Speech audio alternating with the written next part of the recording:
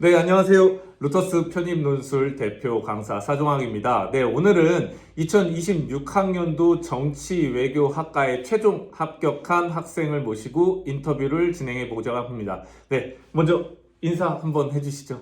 안녕하세요. 이번에 26학년도 연세대학교 학사편입한 학사편입한 합격생이라고 합니다. 예, 반갑습니다. 네, 일단 축하드리고요. 네, 감사합니다. 학생들이 일단 궁금해하는 정보에 대해서 먼저 물어보겠습니다. 일단 전적대학교, 그리고 학점, 그리고 학과, 네, 그리고 뭐 토익 성적, 뭐 이런 것들 간단히 알려주십시오. 저 전적대학교는 서울시립대학교 국어국문학과랑 도시행정학과 복수 전공을 했었고요. 학점 같은 경우에는 국어국문학과 관련으로는 총 평점은 3.4 정도 되는데 사회과학만 합쳐서 봤을 때는 4.3 정도. 지금 이게 유의미한 차이가 있어서 말씀을 드린. 그리고 토익 같은 경우에는 850점. 네, 졸업 요건이 850점이어서 시립대가 그래서 딱, 850점 맞췄어요. 평점만 딱 네, 맞췄구나. 그것만 딱 졸업. 어학 성적은 그거밖에 없습니다. 편입을 결정한 계기가 있다면 얘기해 주시고, 그리고 왜 굳이 편입 영어가 아니라 편입 논술을 결정하게 됐는지. 여러 가지 대외 활동에 있어서 음. 사실 저는 정부 기관이나 정치 활동 같은 것을 많이 했었는데요. 그런 필드에 있으면서 정치학이라는 공부가 되게 재밌을 수 있겠구나라는 생각을 굉장히 많이 했습니다. 시립대학교는 이제 아시는 바와 같이 정치외교과가 없습니다. 시립대학교에는. 그래서 그거에 대한 미련이 항상 있었고요. 정치외교학과에서 정치학도가 돼보고 싶다라는 생각이 사실 가장 컸고, 왜 연고대 편입을 선택을 했냐 하면 나머지는 다 편입 영어로 보잖아요. 그래서 제가 이 850도 한 토익을 15번 정도 봐가지고 850번이 된 거거든요. 보지도 않았습니다. 저는 그냥 편입 영어는 진짜 아닌 것 소문으로만 같다? 들리는 그 괴물 같은 영단어들이 있다 막 이런 얘기 있잖아요. 그래서 안 되겠다 하고 저는 국어를 그래도 계속 잘했어서 편입 논술인데 연고대다? 그러면 해볼 만하다 라는 생각이 들어서 그 전형이랑 그 대학을 지원하게 되었습니다. 공부해보니까 어땠어요? 논술 재밌었어요? 네, 저는 근데 논술 되게 재밌게 했었던 게 글 읽는 거를 되게 좋아했고, 이번에 그 법학 적성 시험 같은 경우도 시험 점수가 되게 잘 나왔어요. 되게 높은 편으로 나왔어서 글 읽는 것 자체는 문제가 없었는데 솔직히 말해서 이제 이렇게 쓰느냐 그리고 이제 논술의 핵심이 어떤 제시문간 연결이라던가 뭐 키워드를 잡아서 뭐 비판을 한다거나 사실 이런 어떤 활용적인 부분을 좀 많이 공부를 해야겠다 생각이 들어서 논술 자체는 좀 재밌었습니다. 논술 시험 당일에는 어땠어요? 논술 시험 당일에 저는 이제 고려대랑 연세대학교만 정치외교학과 두 개 다 지원을 했는데 저는 사실 고려대를 붙을 줄 알았어요. 고려대는 한 명 뽑았는데 시험 문제 자체도 정치가 그냥 나왔고 사회논술인데 정치가 그냥 나왔고 제가 평소에 관심 있는 분야가 나왔습니다. 그래서 막 뭐 SNS 얘기도 나오고 뭐 극우화 현상 아니면 뭐 대중 미디어 이런 얘기가 나왔어서 뭐 민주주의는 어디로 가야 하는가 이런 식의 문제였는데 평소에 되게 생각을 많이 했었던 주제이기도 하고 그래서 너무 잘 쓴 거예요. 제가 생각해도 너무 잘 쓰고 이제 고려대 이번 문제 같은 경우는 사실 저랑 사종학 선생님이랑 얘기했을 때 서본결을 그냥 왁구를 맞춰서 쓰자 저희끼리 약속을 하고 이제 결론에는 좀 희망적인 얘기들 종합적으로 했을 때 민주주의는 이런 식으로 성숙해 나가야 된다 하면서 이 방점을 찍는데 제가 찍어도 너무 정치 외교학과면 이거 뽑아야 된다 그런 식으로 너무 기분 좋게 너무 잘 쓰고 나왔었던 기억이 있습니다. 연세대 같은 경우에도 저는 사실 연세대를 이번에 처음 올해만 공부를 처음 시작한 거여서 너무 사실 걱정을 많이 했는데 정말 운이 좋았던 거는 영어제 시문이 조금 쉬웠다. 운이 좋았던 건 제가 영어가 너무 무서워서 도표 해석 같은 경우에도 크게 어렵지 않게 나와서 그치. 개념이라던가 논리를 잘 짜기만 하면은 되게 괜찮았던 세트라고 생각을 해서 나중에 사정쌤 답안이랑 제 주변 친구들 답안이 좀 비교를 했을 때 뭔가 빼먹은 느낌이 있는 것 같은 사실 그래서 연세대는 조금 긴가민가 근데 이제 제가 여기서 말하고 싶은 건 시험장에서 보이는 답안으로 그냥 써야 됩니다. 이거를 솔직히 말해서 수험생 수준에서 머릿속에 여러 답안을 생각하고 어떤 게 가장 유리해 이걸 생각할 시간이 없는 것 같아요. 그치. 그냥 내가 보이는 걸로 그치. 그거를 솔직히 말해서 사정선생님이 수업 때도 계속 얘기하셨던 게 완성이라도 일단 해라. 그치. 근데 이거 진짜 완성 못한 사람 너무 많아요. 제가 주변 옆에 분들을 봐도 완성 못한 사람 너무 많았어요.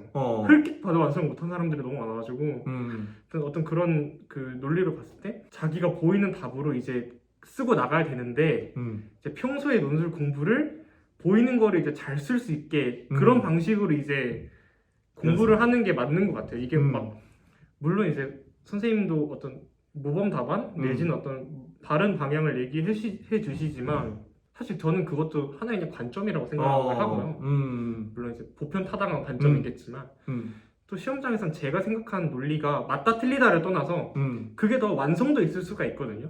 그치. 어줍잖하게 누굴 따라하거나 키워드만 베껴서 요약하는 것보다 그래서 내가 논리를 쓸 때 어떻게 하면 이거를 부담 없이 쓸 수 있을까 하는 연습을 하는 게 좀 더 좋았지 않았을까? 그리고 저도 그렇게 실제로 그렇게 하게 됐어요. 저는 실제로 사정 선생님 답안이랑 많이 다른 것도 있었고 그 전날까지도 막 그 교육에 있었는데 선천적이냐 후천적이냐 이러면서도 약간 논쟁까지는 아니었는데 전 아무리 생각해도 이게 답이다 하면서 제작상을 그냥 안 고치고 계속 제 답으로만 했거든요. 경험이 사실 저는 조금 힘이 됐어요. 그때 선생님도 답이 여러 가지 있을 수 있는데 하나를 이제 논거를 잘 써서 완성하면은 뭐 선생님도 뭐 태클 걸지 않겠다 이런 식으로 얘기를 했었는데 근데 하지만 이제 설득을 못 시키는 사람들이 너무 많으니까 막 화가 난다. 그치. 이 공부 방식을 조금 더 일찍 알았으면 조금 더 재밌고 잘할 수 있지 않았을까. 왜냐면 공부 초반에는 정말 답이 다 정해져 있는 줄 알았어요. 근데 그럴 수는 없죠. 맞아요.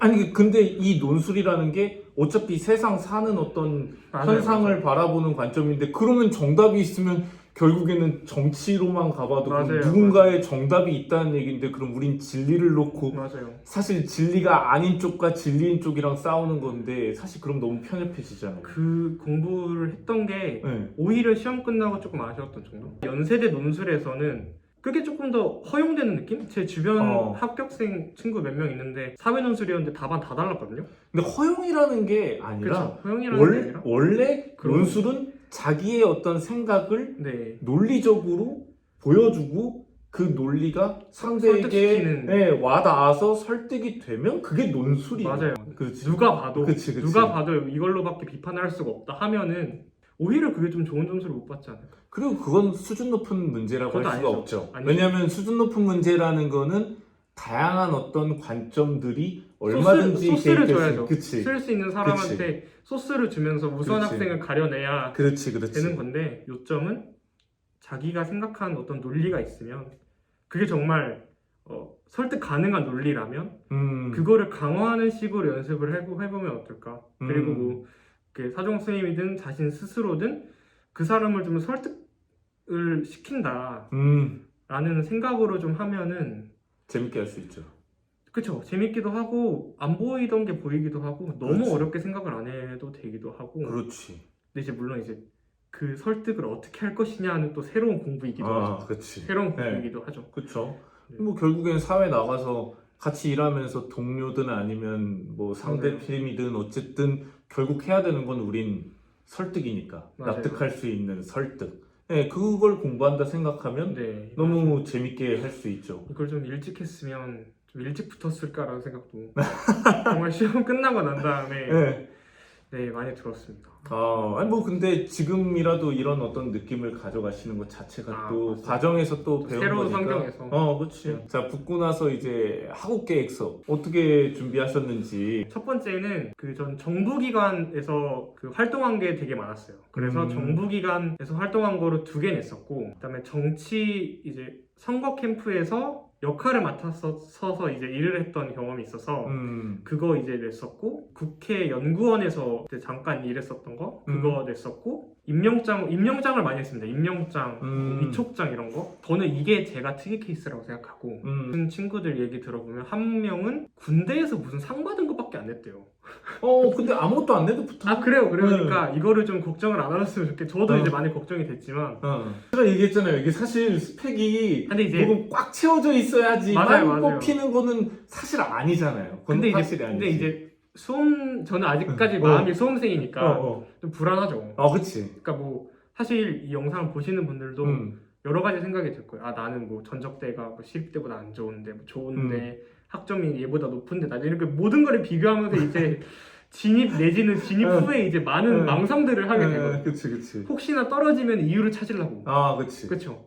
근데 사실 그런 거는 많이 안 중요한 것 같다는 생각이 듭니다. 저는 학점도 낮은 편이었고 전적 때도 그래서 항상 돌고 돌아 결국 논술 시험의 정수는 결국 잘 설득하느냐 못하느냐 결국엔 거기에서 갈린다고 보셔야 되고 이제 제가 말씀드리고 싶은 건 지금은 조금 여유가 있잖아요. 네. 그러니까 자소서에 쓸만한 것들을 품이 크게 안 들이더라도 하는 게 심리적으로도 내지는 정말 이게 반영이 된다 하면은 정말 그런 점수상으로도 지금은 좀 여유가 되시는 분들은 좀 하시면 어떨까 싶어요. 그게 설령 봉사활동이든 그치. 어디 무슨 서포터즈든 간에 특히 이제 선생님도 많은 자소서를 보시면서 너무 아예 영이 없으면 그치. 사실 뭐 이게 된다 말다를 떠나서 힘들고 안 힘들고는 사실 있잖아요. 근데 그거를 있는 사람이 또 이제 또 수험생 입장에서 그 어떤 대회 그 관련된 대외 활동 내지는 그냥 대외 활동이 있는 사람이 시험장 들어가는 거랑 정말 나는 영이랑 시험장 이거는 좀 다를 것 같아요. 그쵸. 저는 물론 있으니까 조금 마음이 편했죠. 그치. 있으니까 나는 솔직히 말해서 논술을 좀 못 봐도 학업 계획서로 뒤집을 수 있겠다까지 저는 생각을 했기 때문에 그 정도로 저는 자신이 있었는데 또 만약에 이게 정말 없는 사람들은 시험장에 들어갈 때도 뭔가 좀 그러니까 물론 이게 영상이 뭐 10월에 올라가진 않겠죠? 그쵸. 그러니까 지금 여유가 있을 때 쓸거리들을 한번 그냥 새기면서 뭐 그게 막 그런 방법도 있던데요. 그냥 관심 있는 과목을 수강한다던가 이런 식으로라도 정말 막 거창한 거 아니더라도 그런 방식으로라도 학업 계획서 쓸 어떤 재료들을 굳이 이제 외면하면서까지 영어로 만들 필요는 없잖아요. 그렇죠.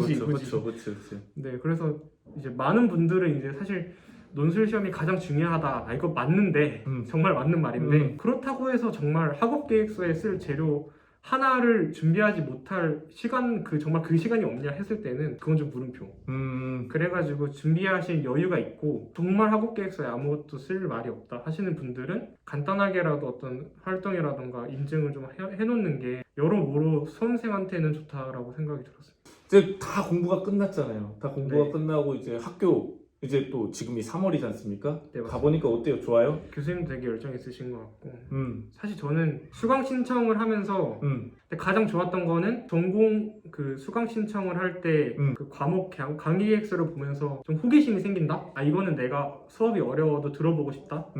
이런 생각이 들어서 저도 좀 놀랐던 것 같아요. 여러분들이 이제 2027학년도 이제 시험 준비하시는 분들이 꽤 많으실 텐데 뭐 그분들에게 응원의 한마디 해주신다면 시험장에서는 자기 소신 당연히 중요하지만 공부할 때는 교정의 과정이잖아요. 특히 논술 같은 경우에는 그럴 때 수업이랑 자기 답안을 좀 비교하면서 특히 이제 제작성을 오히려 그거를 공부로 생각을 하고 이제 그 로드를 달려오시면 더 유의미한 공부가 될 수 있을 것 같고 사실 논술 공부라는 게 뭐 시간을 많이 들여도 사실 얻어가는 게 많이 없을 수도 있어요. 왜냐면 글을 어떻게 읽느냐에 따라서 너무 이제 집중도가 달라지니까.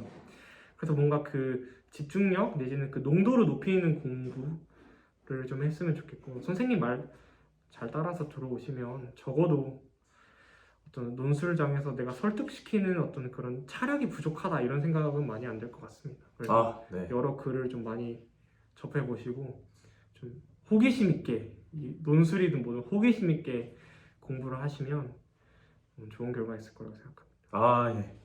잘 들었습니다. 여러분들 다 들으셨죠? 합격생의 어떤 조언들을 잘 여러분들이 새겨 들으시고 또 올해 한 해 편입 또 지치지 말고 잘 준비하셨으면 좋겠습니다. 지금까지 이제 정치외교학과에 최종 합격한 합격생을 모시고 저는 인터뷰를 한번 나눠봤고요. 저는 또 다른 합격생의 후기를 들고 찾아오도록 하겠습니다. 지금까지 루터스 편입 학원 사종학 선생님이었습니다. 감사합니다.